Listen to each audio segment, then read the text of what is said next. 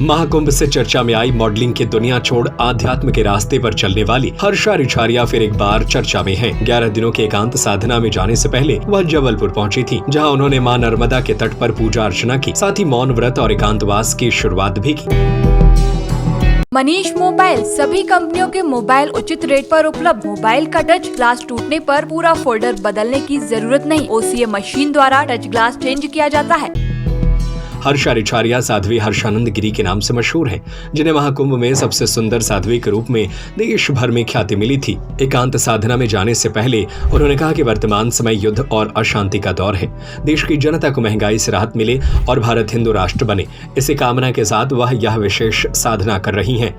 उन्होंने बताया कि अब वह 11 दिनों तक मौन व्रत में रहेंगी और 15 जून को गौरी घाट पर ही साधना पूर्ण होने के बाद लोगों से संवाद करेंगी। बताया गया कि 15 तारीख को 11 दिन पूरे होने पर शाम को साध्वी हर्षानंद गौरी घाट पहुंचेंगी और आरती के बाद प्रसाद वितरण के साथ ही साधना को विराम दिया जाएगा। साथ ही कहा कि अगर 2 उद्देश्य भी पूरे हो जाते हैं तो जल्द ही वह नर्मदा जी की पैदल परिक्रमा पर निकल जाएंगे। साध्वी हर्षानंद गिरी बोली कि मनुष्य अगर धार्मिक मार्ग पर चलता है तो उसे कभी कभी एकांतवास में भी रहना चाहिए। उस समय न मीडिया, न सोशल मीडिया और न समाज कुछ की आवश्यकता नहीं होती। यह सब करने से मन पवित्र होता है। आगे कहा कि अभी जिन देशों में युद्ध चल रहा है उसका असर हमारे भारत में भी पड़ रहा है। उन्होंने कहा युद्ध रुकना चाहिए, चारों तरफ शांति रहे, हमारा देश वापस सामान्य परिस्थितियों में आ जाए, जिससे महंगाई भी कम हो। देखिए, इसके पीछे एक जो सबसे अहम वजह है वो है स्वयं की साधना। जिसके लिए मनुष्य को कभी कभी जब आध्यात्मिक मार्ग में होता है तो उसे कभी कभी एकांतवास में रह के बिना सोशल मीडिया, बिना समाज, बिना लोगों के एकांतवास में रह के साधना करनी ज़रूरी होती है। और ये शरीर को भी डिटॉक्स करती है, आपके मन को भी प्योर करती है, मन को पवित्र करती है और ईश्वर से आपका जुड़ाव पूरा होता है। और ये जो साधना हम करने जा रहे हैं, ये जो एकांतवास करने जा रहे हैं, इस साधना का सबसे बड़ा उद्देश्य है, क्योंकि अभी जिन देशों में बहुत ज़्यादा युद्ध चल रहा है उनके युद्ध की वजह से हमारे भारत देश में भी बहुत बड़ा इसका असर पड़ रहा है, जिसकी वजह से अगर देखा जाए तो मध्यम वर्गीय जो परिवार हैं वो भी उसको बहुत ज़्यादा भुगत रहे हैं। तो कहीं ना कहीं मेरी ये साधना उन देशों के युद्ध के लिए भी है कि वो युद्ध रुक जाए और हमारा जो भारत देश है वो वापस से एक सामान्य परिस्थिति में आ जाए, जिसकी वजह से मध्यम परिवार को ये जो आज महंगाई का सामना करना पड़ रहा है वो ना करना पड़े। इसके साथ ही हमारा जो देश है, राष्ट्र है, वो हिंदू राष्ट्र घोषित हो, गौ माता को राष्ट्र पशु का दर्जा दिया जाए।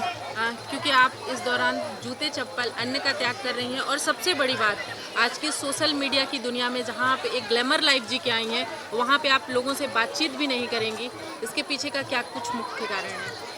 देखिए, अभी तक तो मैं सबसे बात कर ही रही थी, उसकी वजह से मैंने ये समझा कि लोगों से आप जितनी बात करोगे उतना स्ट्रेस बढ़ता है। ईश्वर से बात करो, अकेले रहो, साधना करो, ईश्वर से जुड़ाव रखो, अध्यात्म के रास्ते पे आगे चलो, शांत रह के, मौन रह के ईश्वर से बात करो। तो वो जो आपका स्ट्रेस बढ़ा है या मन में जो भी उथल पुथल है वो सारी अपने आप खत्म हो जाती है और अंत में होता वही है जो वो चाहता है। आपने तमाम ऐसे नर्मदा जी के घाट हैं, आपने गौरी घाट से ही अपने सफर की शुरुआत क्यों चुनी? गौरी घाट मेरा आना या मेरा जुड़ाव कह सकते हैं 2012 से है, जहां मैं बहुत बार गौरी घाट आई हूँ, दर्शन किए हैं और माँ नर्मदा ने बहुत बार मुझे बहुत सारी परिस्थितियों से भी निकाला है। तो मेरा एक विशेष जुड़ाव है यहाँ से और माँ नर्मदा का तट है ही, माँ नर्मदा का मंदिर है ही, तो इससे अच्छी और कौन सी जगह हो सकती थी। इस आप एकांतवास के दौरान तमाम वो युवाओं को क्या संदेश देना चाहती हैं, उन युवतियों के क्या संदेश देना चाहती हैं जो आज इस पथ पर चलने की कोशिश कर रही हैं, चलने की शुरुआत कर रही हैं?